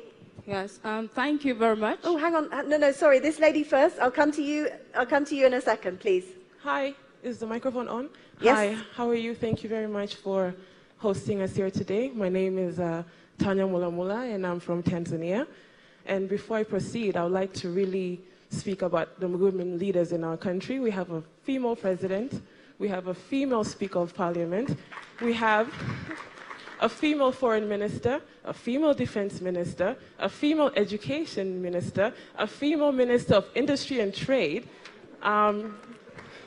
female businesswomen that you see in the room here today. I can continue on, but I don't have much time.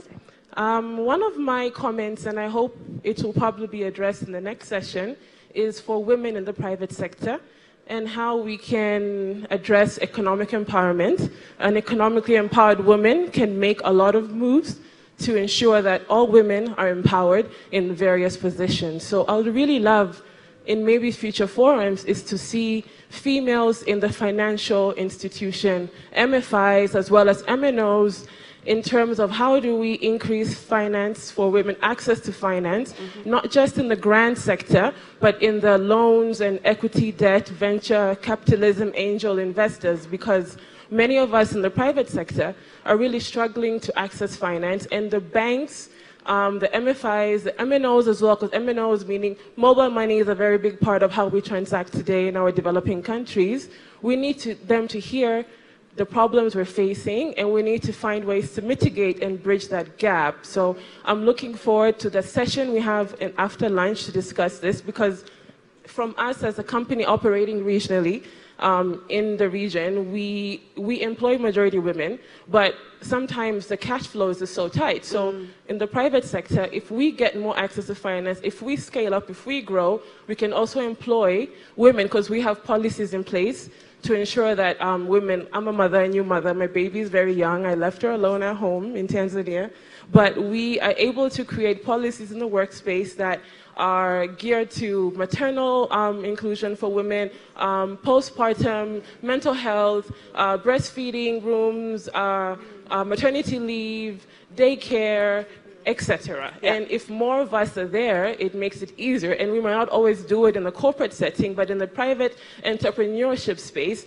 I control the policies in my office in Tanzania, and my partner here does it in Rwanda, and so forth and so forth. But economic empowerment is so key for us to grow and scale up. So I look forward to having more of those conversations and more of that inclusions in the panels and discussions. So my partner would like to Thank you for highlighting very that. Quickly, I have to just go back to the people I was going to say. I think they're incredibly important points. Thank you very much. much. But I do want to bring in some other people, please. Thank you.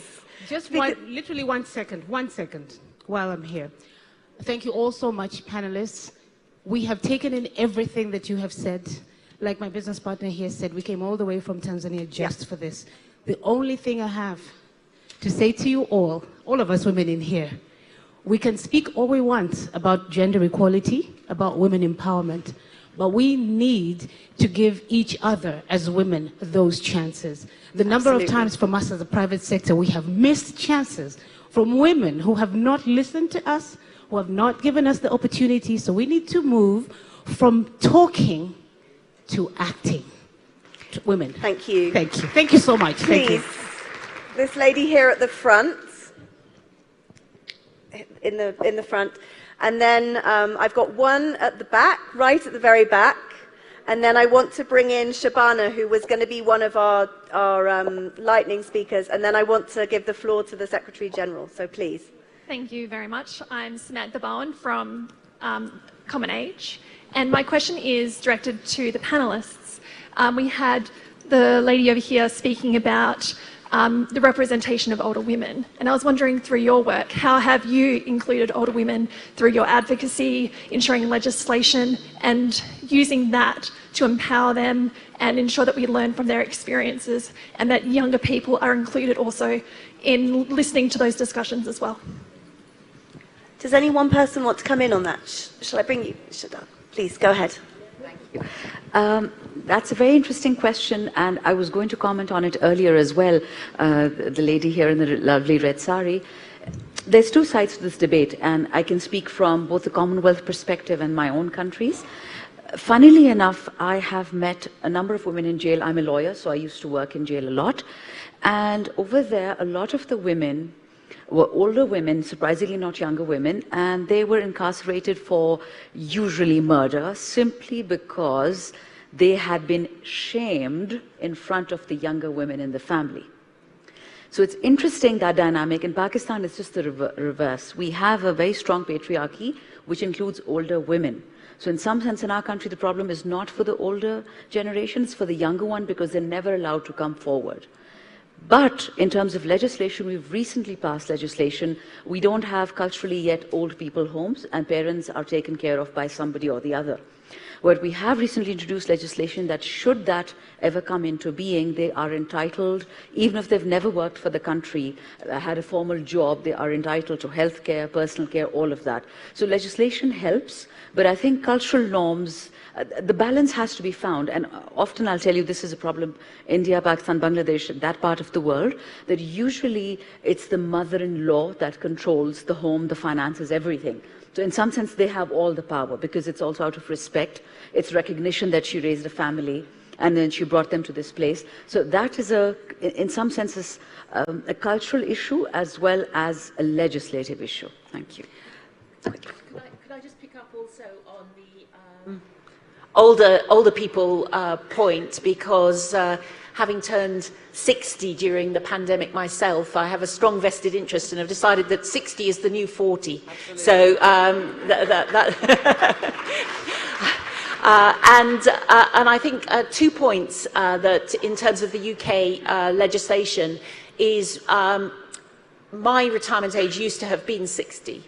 And we've legislated to move it equal to men, and now both retirement ages are the same and much later. And of course that means that people can appoint women in their 50s, which before they were not doing, and often that is when you're in your professional prime. So I think that's been really important in terms of equalising job opportunities for older women. And the other thing is that our Speaker has just announced that the UK Parliament is going to be a menopause-friendly workplace. Yeah, and I think that's going to be quite relevant to quite a few female colleagues. Yeah. Thank you. Secretary General, let me bring you in here, please. Can we have a mic at the front, please? Here it comes.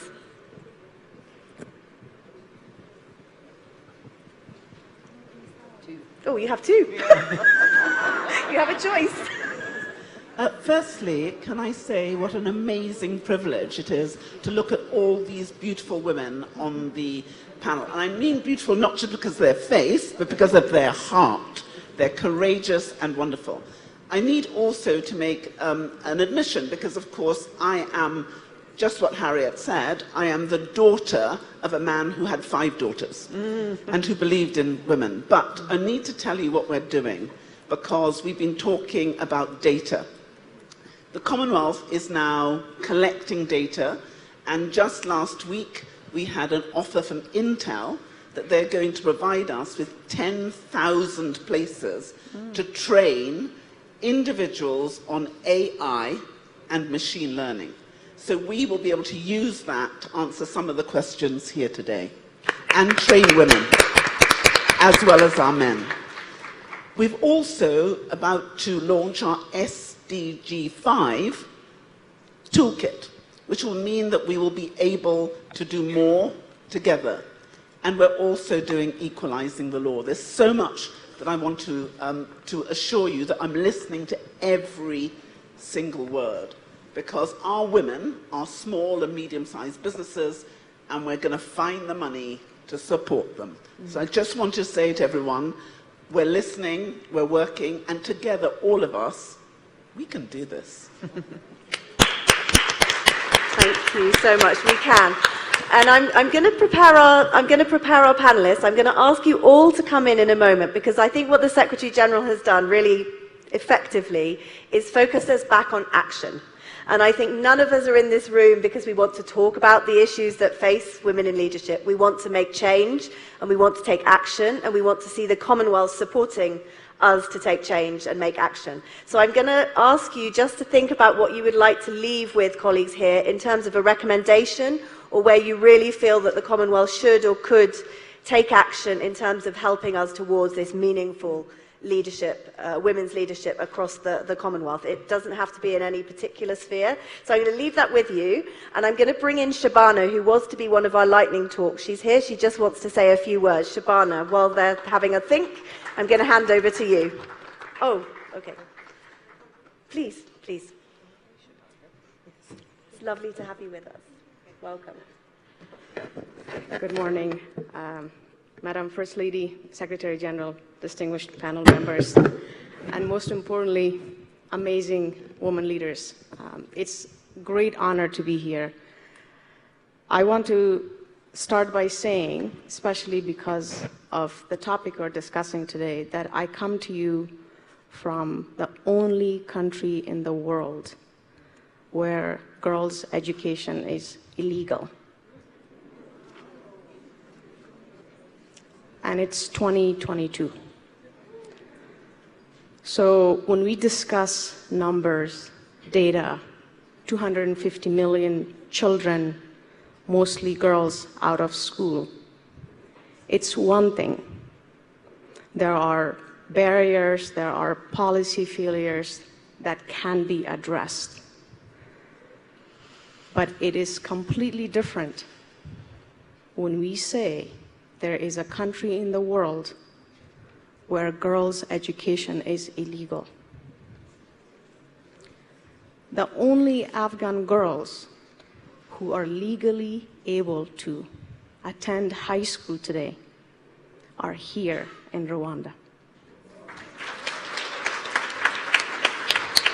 And I'm sincerely grateful to the generosity of Rwanda and Rwandans for welcoming us since last August when Taliban took over Afghanistan and when education became impossible for girls. Our young girls, our students here are thriving. They're doing remarkably well. But we cannot afford to have Afghanistan become an example for other countries. We should not be okay that a country, an authority, makes it illegal for girls to go to school. So if there is one important action item that I would like to put forward, if I may, to all of you here and to the Commonwealth leaders, is to speak in the loudest voice and demand a change. We cannot waste time. Data shows that when students are kept out of school just for 2 months, their learning is set back by up to 5 years. So we cannot afford to waste time because we need girls to be educated. We have data, we have years and years of longitudinal studies proving that women's education, girls' education is critical to eradicating poverty, to fighting global health crises, climate crises, etc. And one last thing, since we're talking about inviting men to this important conversation, I want to tell you a story, as I always like to tell stories, and I promise this is an incredibly short one.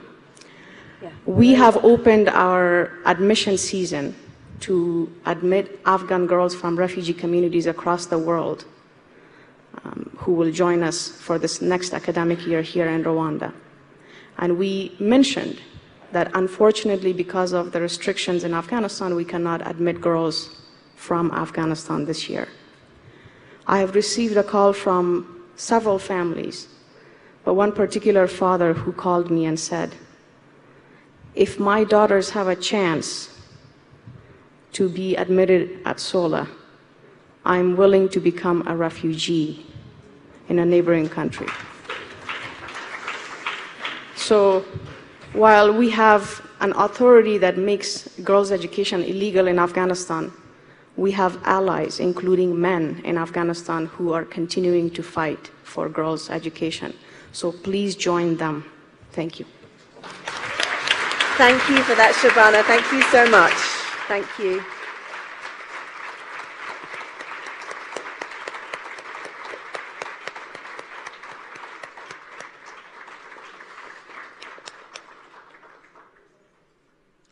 And I know we are slightly over time, and I apologize because I've really not done my job very well, so I really apologize for that. And I know there are lots of questions that you're wanting to ask, and there will be time in the break.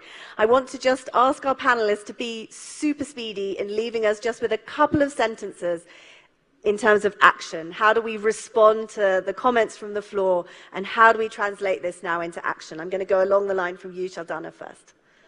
Thank you so much. So very briefly, I can comment on what the Commonwealth Parliamentary Association is doing.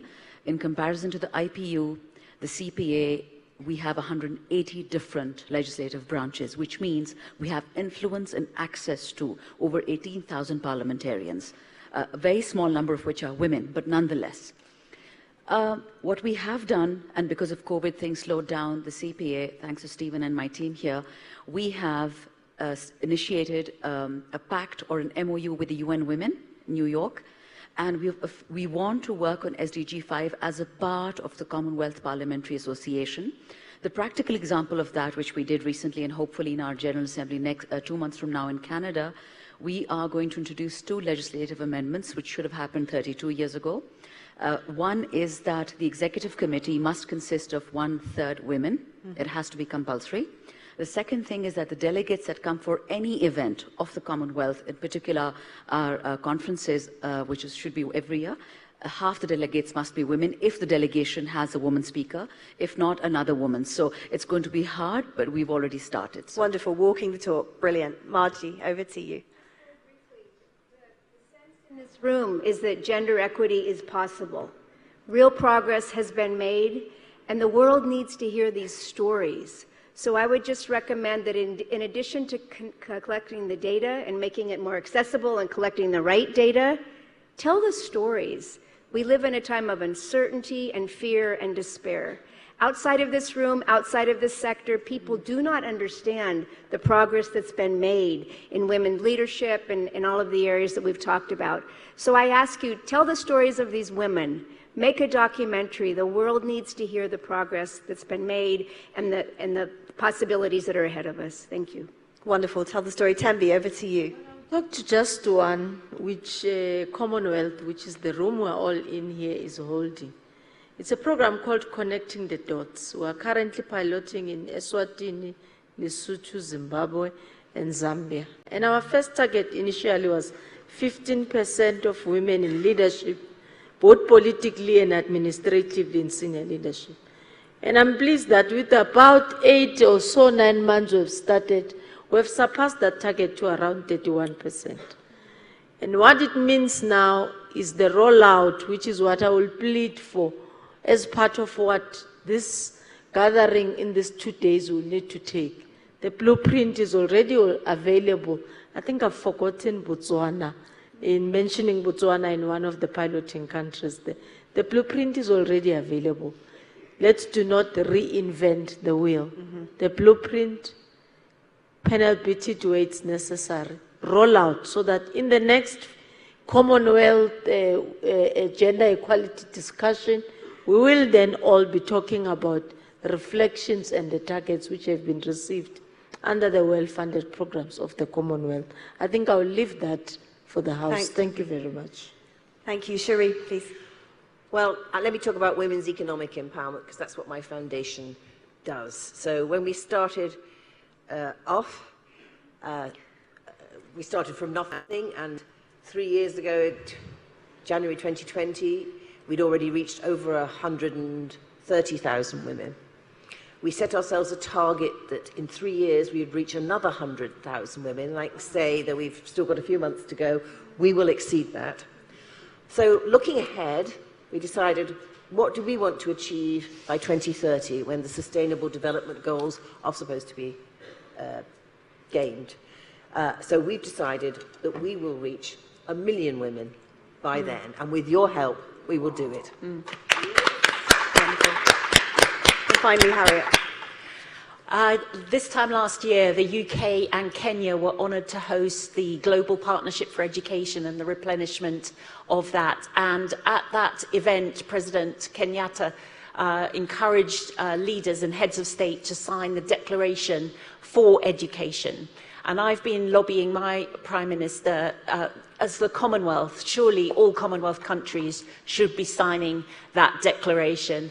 And Madam First Lady, through you, as Rwanda, with your fantastic track record on education, takes on the chair of this wonderful organisation, perhaps Rwanda will be able to achieve that success of every one of the 54 heads of government signing that declaration for education. Thanks very much indeed. There's nothing more really for me to say. I'm not going to try and wind up such an incredibly rich discussion. We will capture it, and we'll share the outcomes. I want to release everybody really to go and network and ask some of those questions that you maybe didn't have the chance to ask in this session. I'd like to just thank our panelists, our earlier speakers, and particularly you as such an engaged audience, really setting the bar high, I think, for the rest of the session. Thank you so much. And I hand over to our moderator. For not keeping us to time. I think we should give Lucy and the panelists another round of applause. They've done a great job. And I want to officially, by the powers vested in me, to release you from the stage. You're free. Let's give them another round of applause, please, as they leave the stage.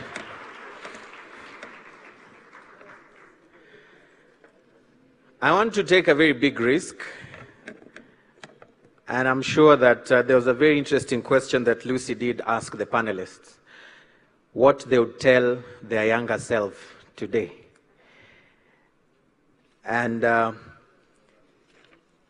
wanted to ask the Right Honourable Patricia Scotland, what would you tell your younger self today? Yes, please. Mike, please. I'm a father of daughters, and I'm sure they'll be watching this video. And this response would really be helpful to them and other young girls. You know they didn't warn me, don't you? What I would say to myself was that you can do this. Mm-hmm. You have to remember that I am one of 12 children. I am my father's 4th daughter out of 5, and I had 7 brothers. My 7 brothers were called the Magnificent 7. Mm-hmm. And that's because I grew up believing men were wonderful. They were kind, they were warm, they were generous. And I was told I could do anything. I would say to myself, believe Daddy. Mm-hmm. Daddy used to look at his 5 daughters and say to my mother, and I have to tell you, my brothers adore my father. He was 6'4", he had the brain the size of a planet, and we thought he was the nearest thing to God. And he would say to my mother, you keep your sons, give me my daughters. Mm-hmm. And he would say to her, my daughters can do anything your boys can do.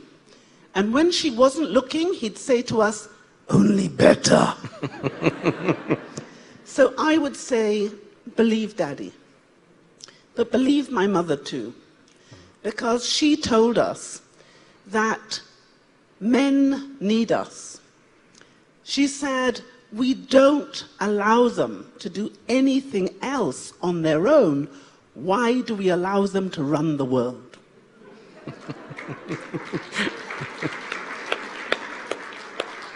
They need our help. I would also say to my young self, do not be afraid. And Daddy and Mama were right again, because they said, there is no disgrace in failure. The only disgrace is in not having tried. So I would say, believe them too. Try and try again. You never know what you can achieve if you try. And don't be frightened of being the first. I remember saying to my father, but why does it have to be me? And he said, why not? Mm-hmm. And so I've ended up being many firsts that I would never have dreamt possible. And the other thing I'd say to my young self is celebrate your friends. Celebrate all those who are willing to walk with you. Know that as they walk, you too will be able to walk. Don't be afraid of taking the first step, even if you're frightened you'll be alone, because someone will walk with you. And the last thing I'd say, because it is who I am, is never let go of God's hand. Because through him, all things are possible.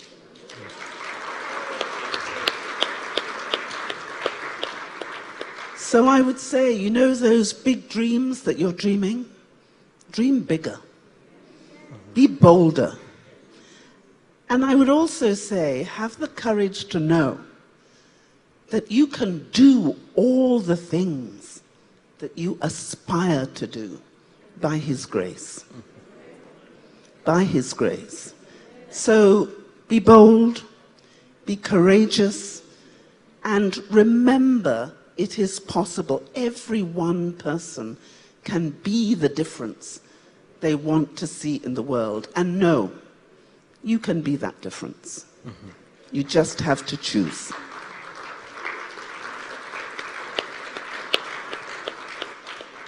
And the last thing I'd say to myself is, don't worry about how dark it is, how frightening it can be. Know that one candle can extinguish the darkness. Be the candle. Thank you very much. Thank you for those very kind words you'd really tell yourself, and very challenging ones indeed. I'd like to take another risk and ask the Honorable First Lady.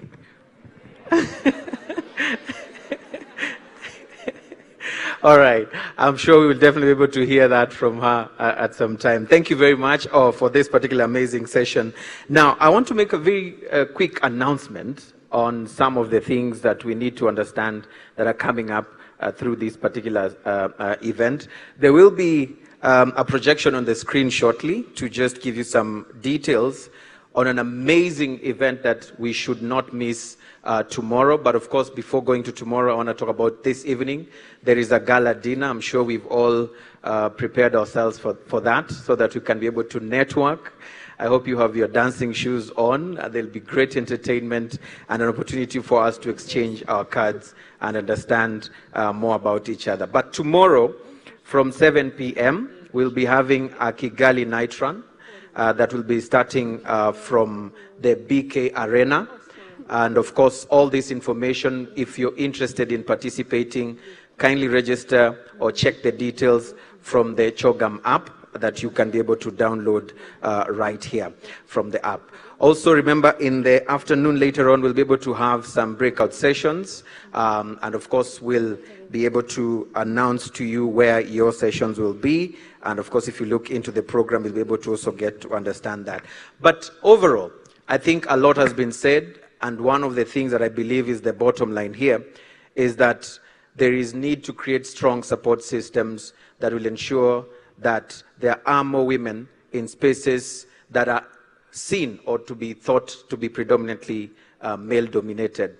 And of course, there's also need for accountability. This came out so strongly that even with the strides that we've made or we've seen being made, how do we keep each other accountable to ensure that we are moving from pilots, moving from trials, but to action? Overall, I believe that it's been a great session, and I want to invite us shortly for lunch. I know we are ready for that. I want to be able to announce that we'll start going in the order of the first row first, so that we can be able to ensure that there is proper order at the exit doors. I will request that we all remain seated and we allow the first row to leave the room, and the ushers will be able to guide on where the lunch will be taken. Ladies and gentlemen, it's been great, and my name as always is Eugene Anangwe. Thank you very much. All right, I'll announce when the rest of us leave. Kindly let's remain seated. Only the first row. The rest of us kindly remain seated. The rest of us kindly remain seated. Let's create way. Only the first row. Then it will be followed by the following 3 rows. but kindly wait for my cue. Let's give a round of applause to the First Lady and our dignitaries as they leave.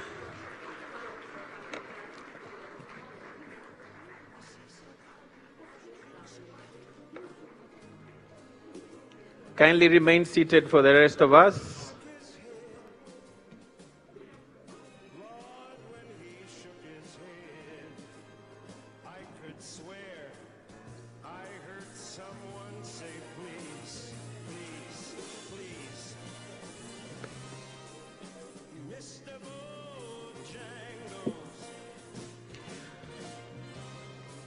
Also remember that we are back in this hall at 1:30.